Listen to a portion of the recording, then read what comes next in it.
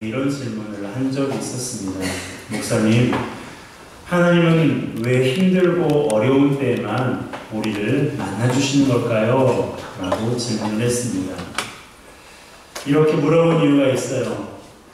다니엘 기도에 간증하시는 분들을 보면 하늘같이 힘들고 어려운 일을 겪은 이후에 하나님을 만났고 하나님의 은혜를 경험했다고 말했기 때문입니다.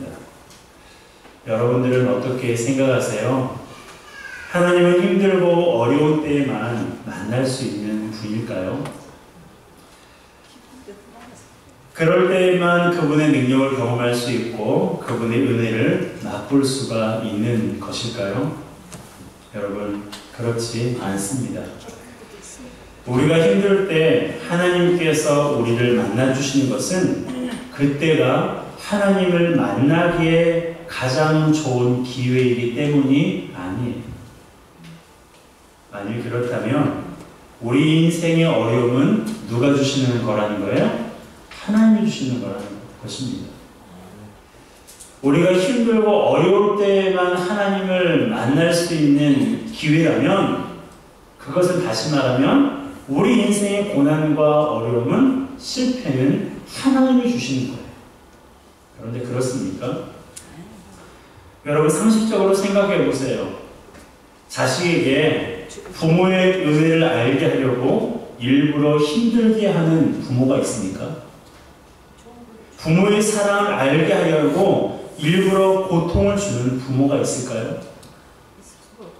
정상적인 부모라면 그렇게 하지 않습니다. 부모에게 자식은 어떤 존재라고 말합니까? 눈에 넣어도 아프지 않는 존재라고 말해요. 여러분, 육체를 가지고 있는 부모에게도 자식이 그런 존재인데 하물며 하나님 보시기에 우리가 얼마나 소중한 존재이겠어요. 그분이 우리를 창조하셨어요. 그분이 우리를 죄에서 구원하시기 위해 십자가에 죽으셨습니다. 우리의 수많은 잘못과 연약함에도 불구하고 우리의 삶을 항상 선하게 인도하시는 분이 나의 하나님 아버지세요. 그런 분이 우리에게 당신의 사랑을 알게 하시려고 일부러 고통을 주신다? 여러분, 이것은 맞지 않아요. 하나님 아버지는 우리에게 고난과 고통을 주시는 분이 아니라 우리에게 평안을 주시는 분이세요. 아멘. 예레미야 선지자가 이것을 배워냈는데요. 예레미야 28장 11절 함께 읽습니다. 여호와의 말씀이니라. 너희를 향한 나의 생각을 내가 하니 평안이요 재앙이 아니니라. 너희에게 미래와 희망을 주는 것이니라. 아멘. 아멘. 자, 보세요. 하나님께서 우리에게 주시는 것이 뭐라고요? 재앙이 아니라 평안. 하나님께서 우리에게 희망과 미래를 주신다라고 말씀하셨어요.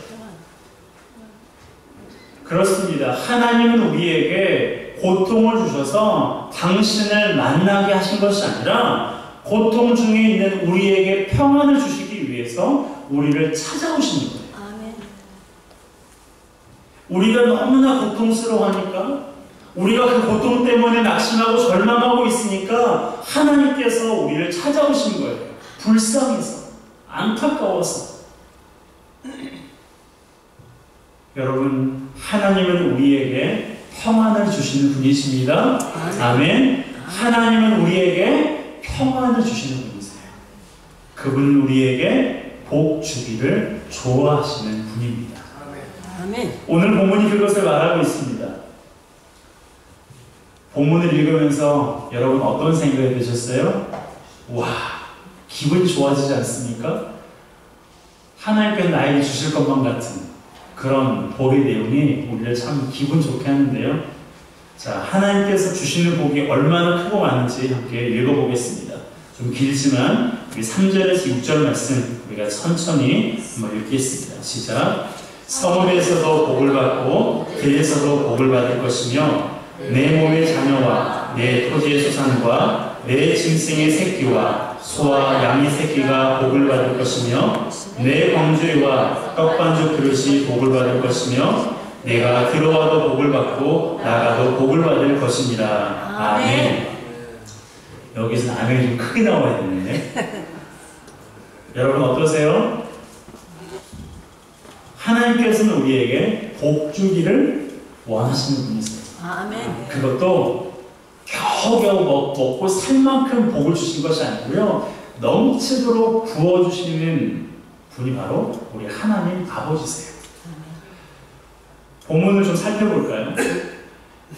성읍이라는 말이 있는데요, 이 성읍은 항상 많은 사람들이 붐비고 각종 사건과 소문이 빠르게 입에서 입으로 전해지는 곳입니다. 따라서 그런 곳에서 복을 받는다는 말씀은 많은 사람들이 분명히 알 수 있는 공개적이고도 큰 복을 받는 것을 의미하는 거예요. 와, 저 사람 복 받았구나 라는 것을 말합니다. 반면에 들은 어떤 곳이에요? 사람이 굉장히 드문 곳입니다. 한적한 곳이에요. 따라서 이 들에서 복을 받는다는 말씀은 다른 사람들은 알지 못하지만 지극히 하나님과 나만이 알고 있는 지극히 개인적인 복을 받는 것을 의미하는 거예요. 결국 성읍과 들에서 복을 받는다는 것은 모든 환경과 장소에 관계없이 하나님께 복을 받는 것을 말합니다. 아멘. 복을 받으시기 바랍니다. 아멘. 어디를 가든 하나님의 은혜를 받으시는 우리 모두가 되시길 바랍니다. 뿐만 아니라 하나님의 복은 자녀와 가축에게도 임한다고 말씀하고 있는데요, 당시의 유목민족이었던 이스라엘 백성에게 가축의 수가 증가하는 것은 굉장히 큰 축복이었습니다. 그것을 말하는 거예요. 또한 광주리와 떡반죽 그릇에도 하나님께서 복을 주시는데 이것은 식생활을 만족시켜 주시는 것을 의미합니다. 만나와 메추라기로 먹이셨던 그 하나님의 은혜를 말하는 거죠. 그리고 우리가 기도하면서 많이 사용하는 구절이 있는데요, 바로 들어와도 복을 받고 나가도 복을 받게 하소서라는 구절입니다. 어릴 적부터 이 구절로 기도하시는 분들을 참 많이 보았어요. 하나님, 들어가도 복을 받고 나가도 복을 받고 머리가 되고 꼬리는 되지 않게 해달라고 하는 그런 기도를 참 많이 들었습니다. 여러분, 이것은요, 우리가 하는 모든 일이 잘 되도록 도와주시는 것을 말하는 거예요. 여러분 어떻습니까? 하나님께서 주시는 복은 정말로 크고 다양합니다. 이것을 조금 더 자세하게 기록해 놓은 구절이 7절에서 14절의 말씀이에요. 바라는 것은 본문에 기록된 모든 복이 이 시간 예배하는 우리 모두와 우리가 기도하는 모든 자들에게 임하기를 주님의 이름으로 축복합니다. 환경과 장소에 관계없이 여러분에게 복이 임하기를 원해요. 여러분의 가정과 소유에도 복을 받아 하는 모든 일에 만족함을 누리시기를 주님의 이름으로 축복합니다. 그런데요, 우리가 이런 복을 받아 누리기 위해서는 조건이 하나 있습니다.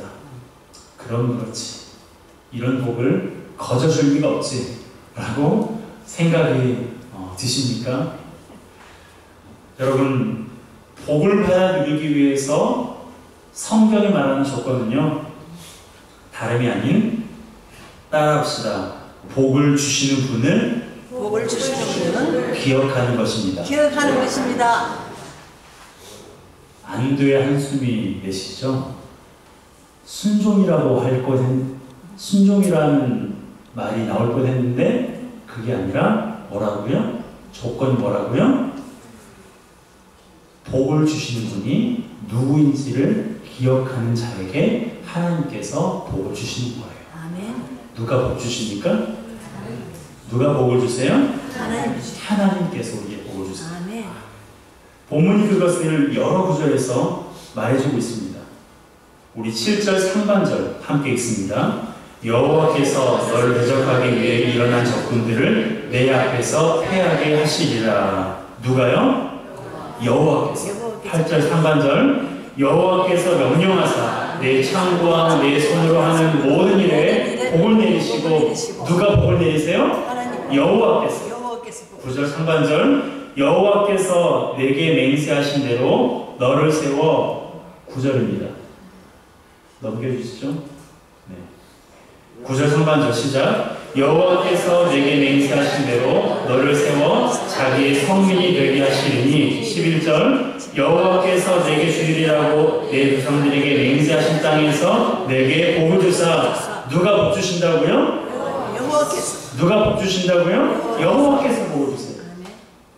두 개만 더 찾아보겠습니다. 12절 시작. 여호와께서 너를 위하여 하늘의 아름다운 보고를 여시사 보고는 보물 창고를 말해요. 13절입니다. 여호와께서 너를 머리가 되고 꼬리가 되지 않게 하시며 여러분 누가 하늘 보물 창고를 여신다고요? 여호와께서. 여호와께서. 여호와께서. 여호와께서. 여호와께서.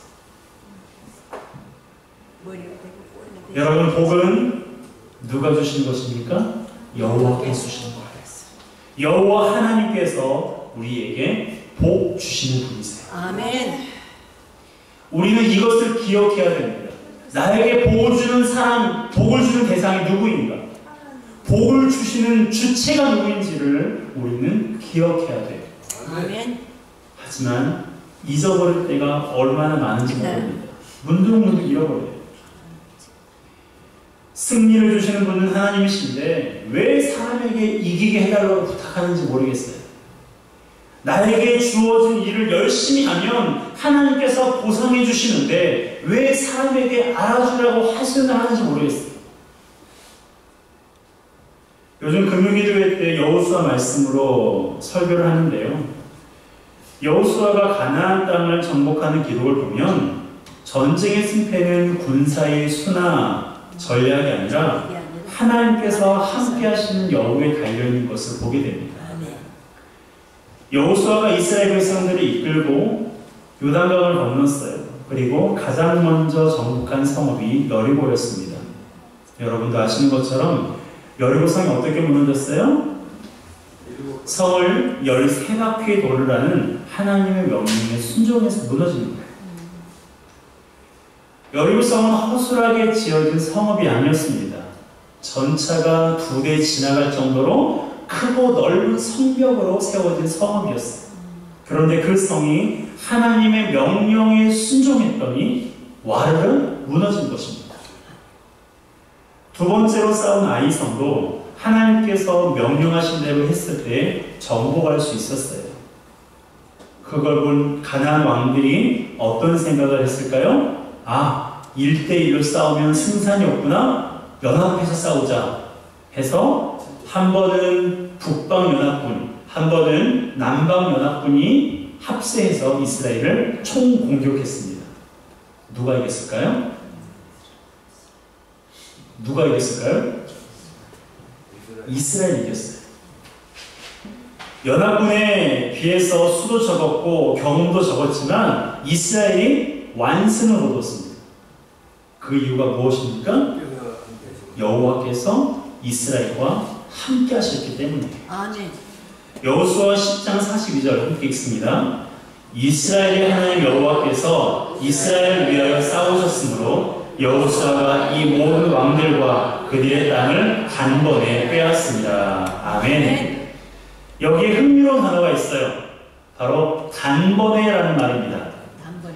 가나안 왕들이 이스라엘과 1대1로 싸웠으면 여호수아가 총 31번이나 싸웠어야 됐어요. 그런데 가나안 왕들이 연합군을 이루어 싸웠기 때문에 여러 번 치를 전쟁을 한 번에 끝낼 수가 있었던 거예요. 아멘.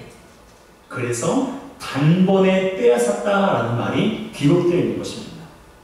여러분, 아무리 많은 적군이 쳐들어와도 아무리 힘들고 어려운 인생의 문제들이 겹겹이 쌓여 있을지라도 하나님께서 우리와 함께 하시면 승리는 누구 것입니까? 나의 것입니다. 나의 것이죠. 승리는 우리 것입니다. 아멘. 여러분, 하나님께서 함께 하시는 것이 전쟁에서 승리할 수 있는 이유이고 우리 삶에서 일어나는 어려움을 이길 수 있는 유일한 이유임을 기억하시기 바랍니다. 그러므로 승리하기 위해서는 사람이 아닌 하나님을 의지해야 돼요. 아멘. 왜요? 하나님께서 우리에게 복 주시는 분이기 때문입니다. 아멘. 우리가 이것만 기억하면 하나님께서 우리에게 복을 주세요. 자, 여러분, 복은 누가 주신다고요? 복은 누가 주신다고요? 하나님께서. 여러분, 그것만 기억하면 여러분은 하나님께서 여러분에게 복을 주세요. 아멘. 그러면 어떤 분은 이렇게 질문하겠죠. 목사님, 하나님이 우리에게 복 주시는 분이라는 것을 기억하는 것도 중요하지만 그분의 말씀에 순종하는 자에게 복을 주시는 것 아닙니까? 라고 물어볼 수 있어요. 물론 그렇습니다.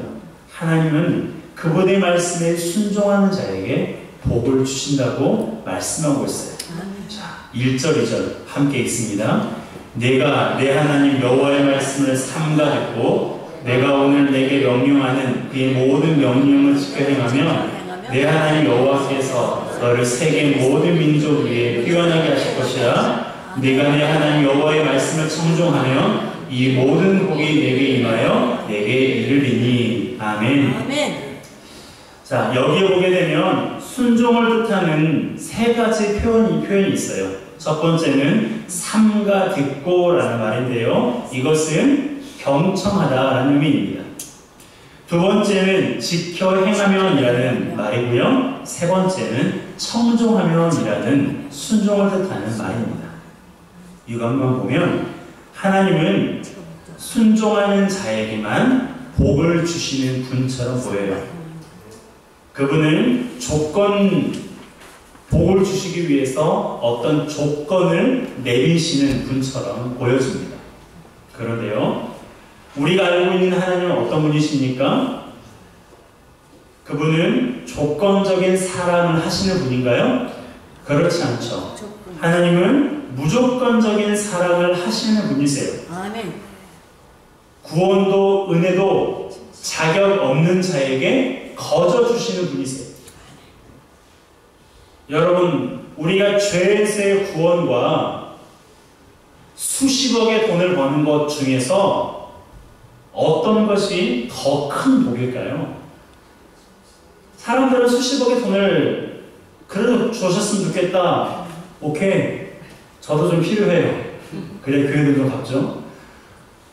여러분, 하지만 수십억, 수백억의 돈을 버는 것보다 우리의 죄가 용서받는 것이 훨씬 더 큰 복이에요. 아멘. 우리가 성경을, 하나님을 믿는 사람들은 죄를 용서받는 것과 구원받는 것이 얼마나 큰 은혜인지, 얼마나 큰 복인지를 우리가 아시고 있습니다.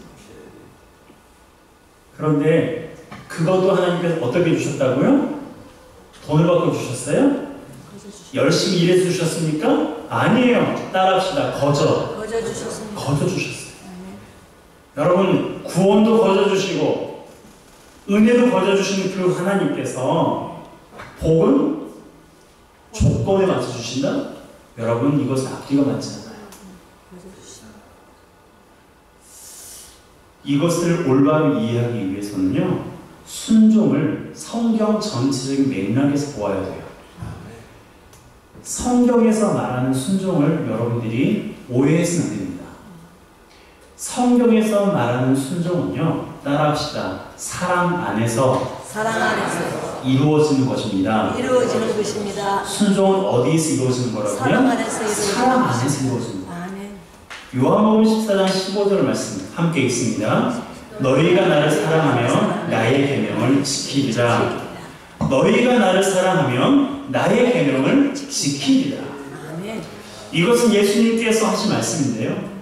예수님께서 순종에 대해 말씀하실 때 무엇이 선행되어야 한다고 말씀하셨어요? 사랑이에요. 무슨 말입니까? 주님을 사랑하는 사람이 주의 말씀에 순종할 수 있다고 말씀하신 거예요. 여러분, 순종은 사랑에서 비롯되는 자발적인 행동이에요. 우리가 주님을 사랑하면 자발적으로 그분의 말씀에 순종하게 되는 거예요. 이것을 다르게 말하면 뭐예요? 순종하지 않는 것은 그분을 사랑하지 않기 때문이라는 것을 말하는 것입니다. 그러므로 본문에서 말하고 있는 지켜 행하면, 청종하면, 이것은 복을 받기 위한 조건이 아니라 사랑의 관계를 의미하는 거예요. 그분과의 사랑의 관계가 형성되어 있으면, 그분과의 올바른 관계가 형성되어 있으면 하나님께서 우리에게 복을 주신다라고 말씀하고 있습니다. 여러분, 지금 동건이가 3살인데요. 동건이가 말을 잘 들을 때만 제가 우유를 줄까요? 동건이가 열심히 걸레질을 해야만 제가 밥을 줄까요? 물론 제가 주지 않습니다. 엄마가 줍니다. 어때요? 여러분, 제가 그런 아빠처럼 보이십니까? 저희 사모가 그런 엄마처럼 보이세요? 여러분은 그런 부모셨습니까? 자녀가 무엇을 해만 주는 사람이라면 그 부모가 아니라 직장 상사죠. 여러분, 하나님께서 우리에게 복을 주시는 것은 우리가 무엇을 잘했기 때문에 주신 것이 아니라 우리가 그분의 자녀이기 때문에 주신 거예요. 그가 우리를 사랑하시기 때문에 복을 주신 거예요. 그렇다고 하나님이 가지고 있는 모든 복을 한꺼번에 주시면 우리가 감당할 수 없으니까 우리보다 더 잘 아시는 하나님께서 우리에게 필요 적절한 대로 복을 주시는 거예요. 여러분, 지금 우리는 기도 성벽 쌓기를 통해 매일 최소 166개의 복을 하나님께 구하고 있습니다. 우리는 구하는 기도 제목이 언제 이루어질까 고민하고 염려하지만 그럴 필요가 없어요. 하나님은 우리에게 무엇을 하든지 당신의 영광을 위해서 살 것을 말씀하지 않으셨습니까? 우리의 기도 제목이 하나님께서 영광 받으시는 거라면 기도는 이미 응답된 거예요. 안 믿으시네요? 우리의 기도가 하나님 보시기에 기뻐 받으실 만한 기도 제목이고, 우리가 하나님 앞에 구하는 기도 제목이 하나님의 영광을 위한 기도 제목이라면 그 기도 제목은 이미 응답받은 기도 제목입니다. 아멘. 여러분, 하나님께서 영광 받으시는 그 기도를 응답하지 않는 이유가 없는 거예요. 그러므로 우리가 할 일은 무엇입니까? 주님이 응답하셨음을 믿고 말씀에 순종하는 삶을 살아가는 거예요. 그러면 하나님께서 당신의 때에 당신의 방법으로 우리에게 멋지게 나타내 보여주십니다. 여러분, 우리가 기억해야 될 것은 하나님이 나에게 언제 복을 주실까 라는 것보다 내가 과연 하나님을 사랑하고 있는가, 나와 하나님과의 관계가 올바로 형성되어 있는가, 여러분, 그것을 우리가 돌아보아야 됩니다. 하나님은 복 주기를 좋아하시는 분이세요. 겨우겨우 먹고 살 만큼만 복을 주시는 분이 아니라, 오늘 본문 보셨잖아요. 들어가도 복을 받고 나가도 복을 받고, 들에서도 성읍에서도 머리가 되고 꼬리가 되지 않아요. 하나님이 주시는 복은요, 우리의 상상을 초월해요. 우리의 상식을 초월합니다. 그런 복을 하나님께서 지금 우리에게 주시기 위해서 기다리고 계시는 거예요. 그러므로 우리가 기억해야 될 것은 하나님이 나에게 언제 복 주실까가 아니라 내가 하나님을 사랑하고 있는가, 나와 하나님과의 관계가 지금 올바로 형성되어 있는가, 그것이 중요한 거예요. 아멘. 여러분, 자식이 열심히 일을 하고 있는데 부모가 뒤쫓고 있겠어요? 뭐라도 도와주지 않겠습니까? 자식이 지금 배고파하고 있는데 실컷 굶어봐 라고 말하는 부모가 어디 있어요? 여러분도 그러셨겠지만 저희 어머님은요, 저희 아버지가 개척 처음 사역을 하시면서 돈이 정말 없었을 때 저는 어릴 적에 한 번도 라면을 안 먹어봤거든요. 저희 어머니는 매 끼마다 라면 드셨다고 하더라고요. 커서 말씀하셨어요. 너희들이 밥 주고 난 라면 먹었다. 그래도 라면 있는 시절이시니까 그렇지 않은 시절을 사신 분들도 많지만 여러분, 그게 부모잖아요. 하물며 하나님께서 우리가 잘하는 복 주시고 잘못하는 복을 안 주신 분이 아니라 하나님 보시기에 그분과 우리와의 관계가 잘 형성되어 있으면 하나님은 우리가 구하지 않아도 혹은 우리가 구하는 것 이상으로 하나님께서 우리에게 복 주시는 분이세요. 그러니 하나님께서 복을 언제 주실까 전전긍긍하지 마시고요. 그분과의 관계가 올바로 형성되어지기를 힘쓰고 애쓰는 우리 모두가 되었으면 좋겠습니다. 아멘. 그래서 우리를 위해서 쌓아두신 복을 받아 누리는 우리 모두가 되시길 주님의 이름으로 축복합니다. 함께 찬양하겠습니다. 사랑합니다, 나의 예수님. 사랑합니다.